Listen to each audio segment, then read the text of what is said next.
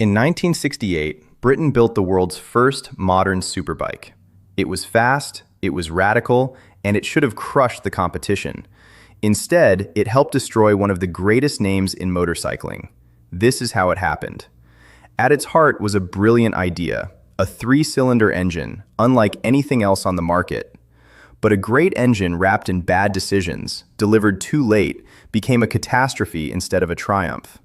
It was sold under two names, the BSA Rocket 3 and the Triumph Trident. Same engine, same bones, different badges. And within a few short years, one of those badges would vanish from the world forever. The reason lies in a race against time and against a machine from Japan. A machine that arrived just 4 weeks after the British Triple and made it look old before it had even found its feet. This is the story of the British superbike that could have saved an empire and instead helped bury it. The story of how the Rocket 3 nearly destroyed Triumph. Go back to the early 1960s. Triumph was riding high. Its parallel twin Bonneville was a legend, selling brilliantly in America, the most important market on Earth. On the surface, everything looked golden. But two engineers at Triumph's Meriden Works saw a problem coming. The American market wanted more power, more capacity, and the parallel twin, pushed much bigger, would shake itself and its rider to pieces.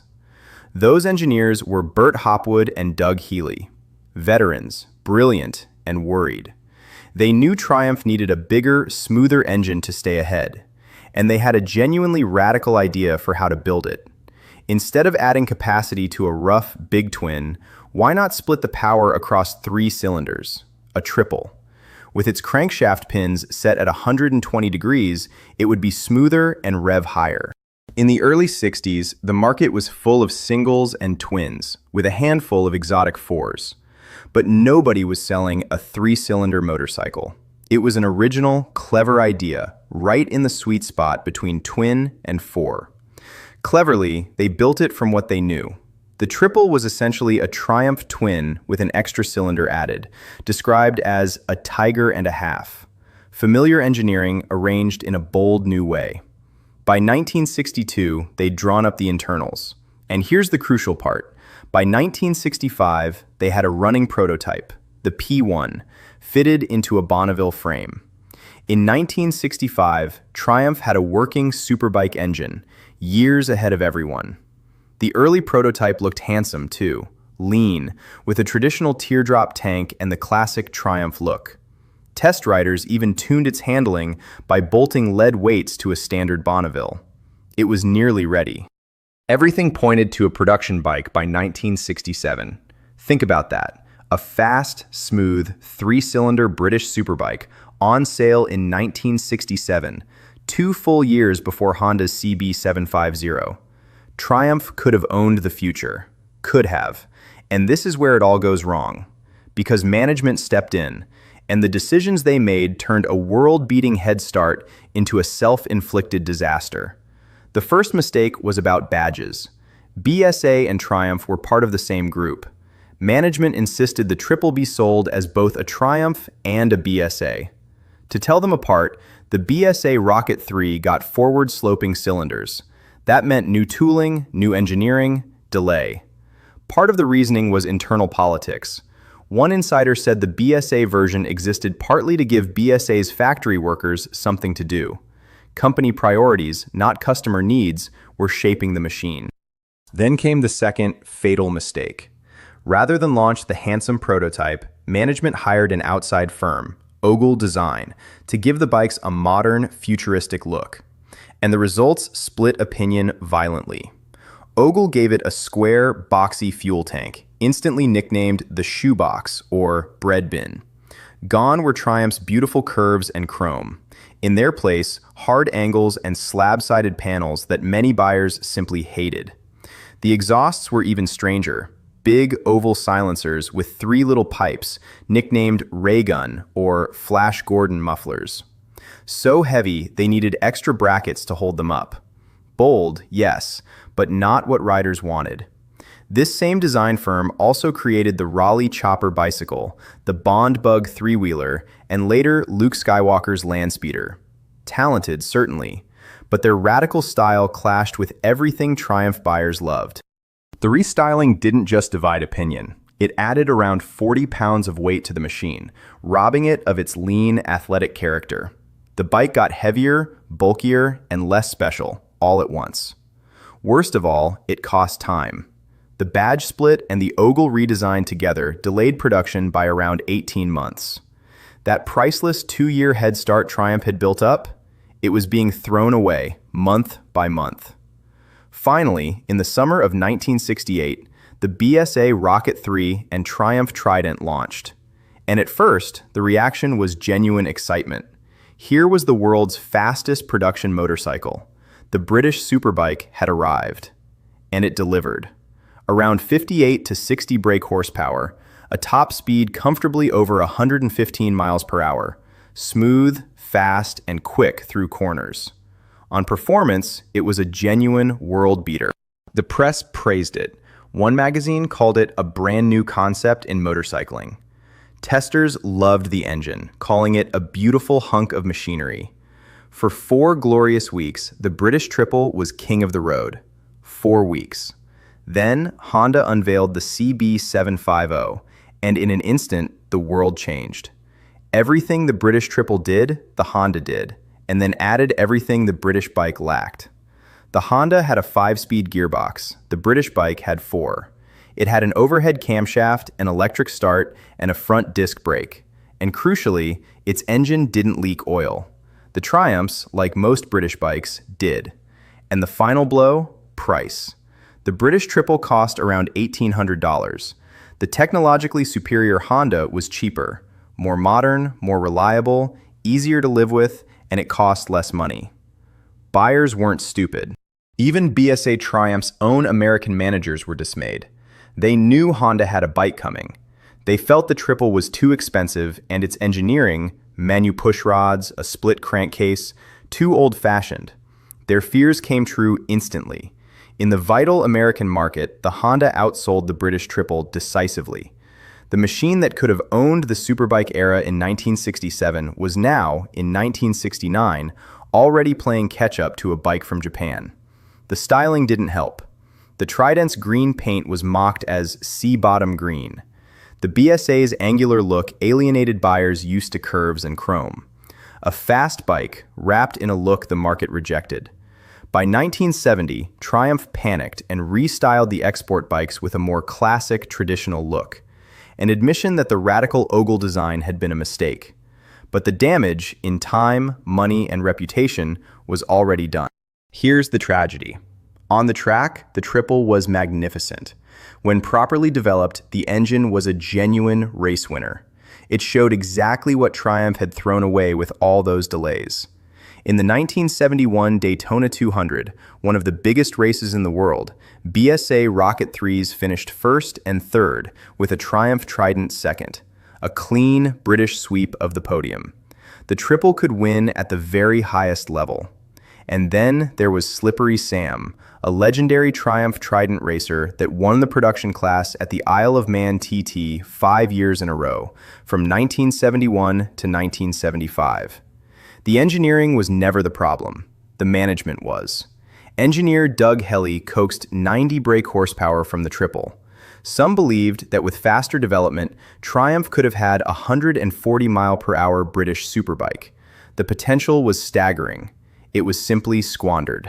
But brilliant race results couldn't fix a broken business. And by the early 1970s, the company behind the Triple was in desperate, spiraling trouble. The failure of the Superbike gamble was catching up with everyone. The Rocket 3 sold poorly. In the first quarter of 1972, BSA managed to sell just 202 of them. 202. For a flagship Superbike, that number was a death sentence. Across its whole life, only around 5,900 BSA Rocket 3s were built. Compare that to Honda, selling its 4s by the hundreds of thousands. The British Triple wasn't just beaten, it was buried. And the parent company was hemorrhaging money. During 1970 to 1972, BSA was losing roughly $6 million a year, driven largely by disastrous management. The whole group was sliding toward collapse. The mistakes multiplied. Millions were wasted on projects that never sold. A moped, a new 350 twin, botched attempts to standardize production. The triple's delay was just one symptom of a company losing its way completely. The numbers turned catastrophic. In 1972 alone, losses exceeded $16 million. Triumph, which in 1969 had controlled nearly half the American market, was collapsing. The mismanagement had become terminal, and all the while, the Japanese kept coming. Reliable, modern, affordable machines flooding both sides of the Atlantic. The British industry, distracted and disorganized, had no answer. The triple should have been that answer. It came too late. By 1972, with bankruptcy looming, the situation was so dire the British government stepped in. A rescue was arranged. And the terms of that rescue would spell the end for one of the two proud names on those fuel tanks. Control passed to Dennis Poor of Norton Villiers. In 1973, the government-backed merger created a new company, Norton Villiers Triumph. Three great names forced together in a last desperate attempt to survive. And in the fallout, the BSA name was discarded. Just like that, one of Britain's oldest and greatest motorcycle marks, Birmingham Small Arms, vanished into history. The Rocket 3 died with it. BSA joined the graveyard of British motorcycling, Ariel, Sunbeam, Velocette, Royal Enfield, and more. Once, Britain ruled the motorcycle world. Now, its great names were being extinguished one by one. The chaos deepened. When the new company announced restructuring, Triumph's Meriden workers blockaded their own factory in protest. The famous sit-in disrupted production for well over a year. The industry was tearing itself apart. The triple staggered on. The final version, the Triumph T160 of 1975, finally got electric start, disc brakes, a 5-speed box, and the BSA's sloped cylinders. Everything it should have had years earlier. Now it was too late. Over its whole 7-year run, only around 27,000 triples were built, Rocket 3 and Trident combined. In the same period, Honda would sell a comparable machine in vastly greater numbers. The gap was humiliating. And it wasn't enough. No single model could save the company now. Norton Villiers' Triumph limped on before finally collapsing. The great British mass production motorcycle industry was, effectively, finished. Think about the scale of the loss. A country that had led the world in motorcycles for decades, gone. And at the center of that collapse sat the triple, the bike that was meant to be the savior. That's the real tragedy. The triple wasn't a bad motorcycle. It was a great one, sabotaged. Ready in 1965, delayed until 1968. Restyled badly, priced too high. Every advantage, thrown away by the people meant to protect it. Imagine if it had launched in 1967, as it could have, 2 years before the CB750. Triumph would have defined the Superbike era, not chased it. The head start alone might have changed the entire history of the industry. Instead, the obsession with badge engineering, factory politics, and radical styling turned a golden opportunity into a fatal delay. The Rocket 3 didn't fail because it was slow. It failed because it was mismanaged. And when it finally met the CB750, it lost. Not on speed, but on everything else. Reliability, features, price, ease of use. Honda understood what riders actually wanted. Britain's management, tragically, did not. The cruelest part? The racing success proved the potential was always there. Slippery Sam's 5TT wins, the Daytona sweep. That's what the triple could do. That's what proper management could have built a company on. Today, the surviving Rocket 3s and Tridents are cherished classics. Riders adore that unique 3-cylinder character and sound. Ironically, the bike is now loved for exactly the boldness that management once feared. That triple engine even lived on in spirit. When Triumph was reborn years later as a new company, 3-cylinder engines became part of its identity again. The idea was always good. The execution, the first time, was fatal. So how did the Rocket 3 nearly destroy Triumph? Not with a flaw in the engine, but by consuming the company's time, money, and credibility at the exact moment it needed a clear, decisive win. It was a lesson written in steel. A great product, delivered late and badly, can be worse than no product at all, especially when a ruthless, focused competitor is standing right behind you, ready to pounce. Honda seized the moment the British handed them. While Triumph argued over badges and tank shapes, Honda built the machine the world actually wanted and took the crown that could have been British. The Rocket 3 and Trident were the last major machines from the original Triumph company. Beautiful, flawed, tragic. The final roll of the dice for a British industry that gambled everything and lost. Every time you look at that 1965 prototype, you're looking at a different future that never happened. A future where Britain led the Superbike revolution instead of being crushed by it. The BSA name never returned to mass production. That proud badge on that square red tank became a tombstone, marking the moment a mismanaged masterpiece helped bring an empire crashing down. And yet, fire one up today and you understand what they saw. That smooth, howling three-cylinder engine was the future. Britain built the future first and then threw the head start away. The BSA Rocket 3 wasn't destroyed by Honda. It was destroyed by the decisions made around it. A brilliant engine, betrayed by delay, politics, and pride at the worst possible moment in the company's history. A world-first superbike, a racing legend, a styling disaster, a fatal delay, and a vanished mark. All wrapped up in one three-cylinder machine that arrived just 4 weeks too early to matter and years too late to save. That's the real story. The BSA Rocket 3 didn't fail because it was bad. It nearly destroyed Triumph because it was brilliant and squandered. Proof that the greatest machines can be undone not by rivals, but from within.